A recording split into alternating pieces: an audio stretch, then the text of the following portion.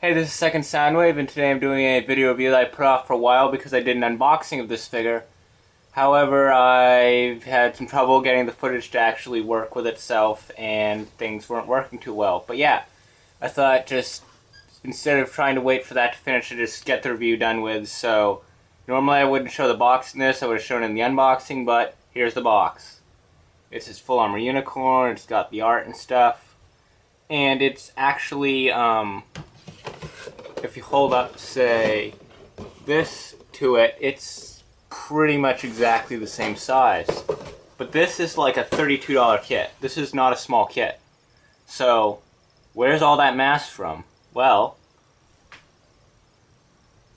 yeah, this thing is easily twice as deep as a standard high-grade kit. I just thought I'd point that out. I'll try to get the camera here, but as you can see, it is a very deep, very big box. I mean, you know, that's huge.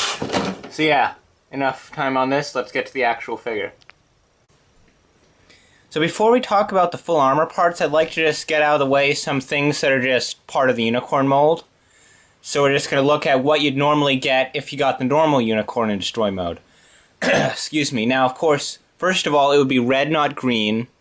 But other than that, you get pretty much all the normal unicorn parts. So yeah, let's take a closer look at the sculpt. The build on this thing, by the way, is insane. Between the fact that there's a sort of inner frame and then an inner armor layer and then an outer armor layer with the whole cycle frame thing, this guy has easily 3 times as many parts just to build the figure itself, not even counting the weapons. And it certainly is a very interesting build. It can be frustrating at times, but the end result is most certainly worth it. I mean, it's absolutely incredible. The only parts that I don't like are these, because they don't really stay in any position. And that, let's just get that out of the way for now. Because you're like posing the figure and they'll flop down, come loose, and they don't really stay in. I mean, even if you glued them in, there's so much leverage on them that they'd probably just snap off the glue joint anyway. We can see one thing I never noticed about this in reviews, but you can actually see a bit of psycho frame through the backpack, and that's kind of awesome.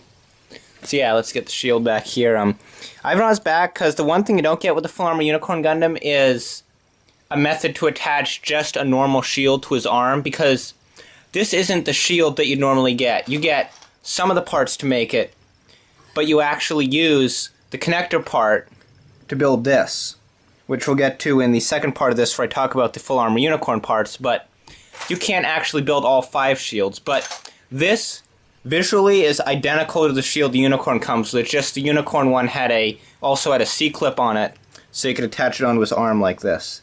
Only difference. Otherwise, physically this is the same kit. I mean, there are some changes you do when you're... again, this back piece came off, proving exactly my point with it. I hate that. Okay, I'm leaving that aside. This kit is unstable. Not as unstable as you'd expect, and certainly not as unstable as the Master Grade, but there are parts that like to flop around and come off. Anyway, like I was saying, you do leave off these little gray parts in here, but you do still get them, so if you want to build this in a normal unicorn, you can. This is just so you can attach some of the full armor parts. But for the most part, this guy is basically just a green unicorn Gundam. And if you want a green unicorn Gundam and you don't want to pay, you know, $40, $50, $60 for the convention exclusive one they did, this is your best option. Now that we've gone over detail, let's focus on the articulation. It's not the greatest, but it's pretty good. You got a swivel here. You got an interesting sort of upwards tilting shoulder part here. And then it comes up here. And that's not bad, you know. And this is also on a separate joint, that shoulder piece here.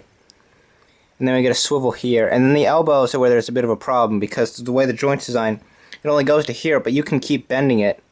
And sometimes when you keep bending it, it's not happening right here, but sometimes, usually it'll just end up pulling it right out of the socket, and then you need to straighten it up again and put it back in.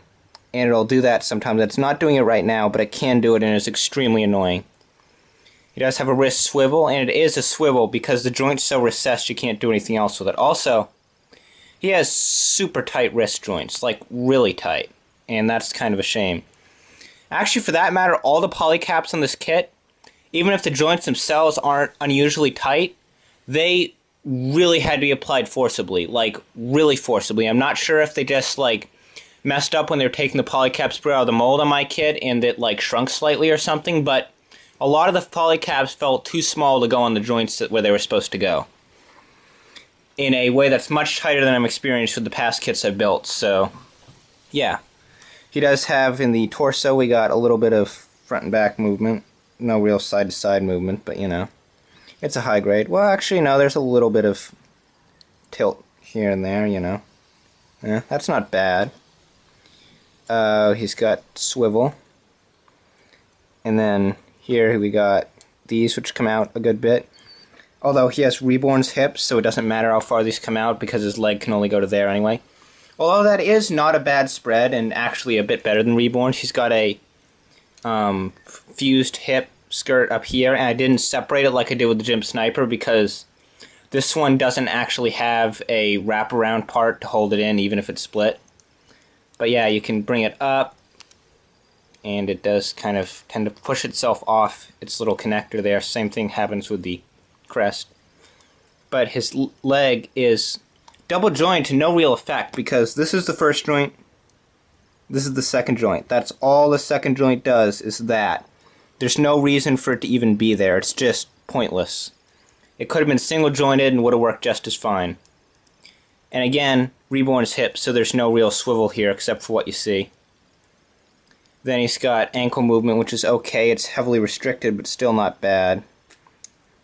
And then forward movement there. So he actually has giant feet, so I have found this to be actually, despite being imposable, oh, and his head's on a normal joint, so it can do all the stuff you'd expect.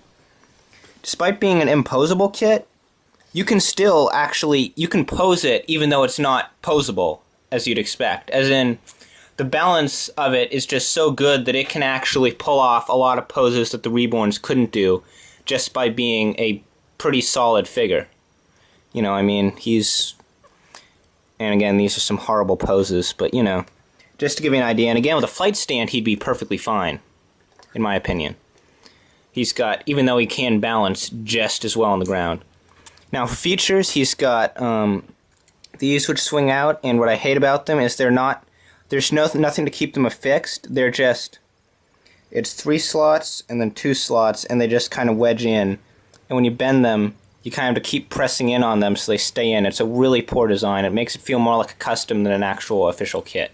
Because when you swing it out, it just flips out, and then you need to press it back in. They should have either given it an actual indentation and tab of some sort so it actually pivots, or they should have made it so you just outright remove it and replace it, because that's what you have to do anyway.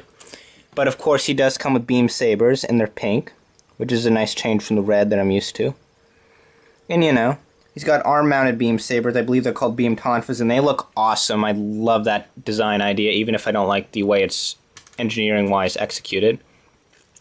More beam sabers on his shoulders. They're on very thin pegs, so I'm not going to remove them because I've heard lots of people have broken them.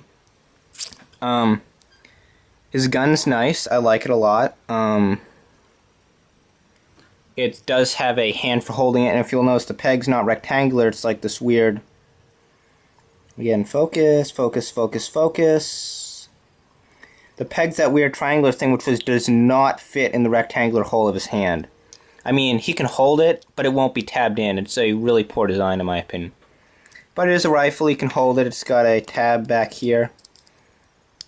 They're supposed to be able to flip out for just putting it on his back, but you don't have to do that because there's also a tab on the side, and when you plug that in there, it actually puts it much closer to his back, and I think looks better. You can almost draw it actually out of his back, but not quite. So yeah, like I said, shield doesn't have the C-clip connector, but it can. But on the normal one, you could actually attach it there. So anyway, I think that's pretty much it. Actually, not quite it, because I keep forgetting about this piece. But there is an extra ammo clip for the gun. There's no way to actually, you know, put it in the gun. As you can see, it's just that part. It can't really go in. But it does attach onto his hip skirt here, and the reason I left it off is because this falls off even more than these back parts do, so yeah, and getting it on ends up pushing around. And see, this one got pushed flat, so you need to straighten it back up, and I'm trying to remove this, and then these are constantly just wiggling around. It's a really bad design, I have to say, on that back hip skirt, but other than that, it's a nifty little kit. It's certainly going to take you a while to build it, so set aside some time for that if you do have this on the way or you're planning on getting it. Would I recommend it? Kind of. It's not the best kit I've built, but it's certainly better than a couple other kits I've built, and if you're just getting the normal unicorn, unless you really like the design, I wouldn't recommend it. However, this is the full armor unicorn, so in the next part of this video, I'm going to be showing you the full armor part. Let's do this.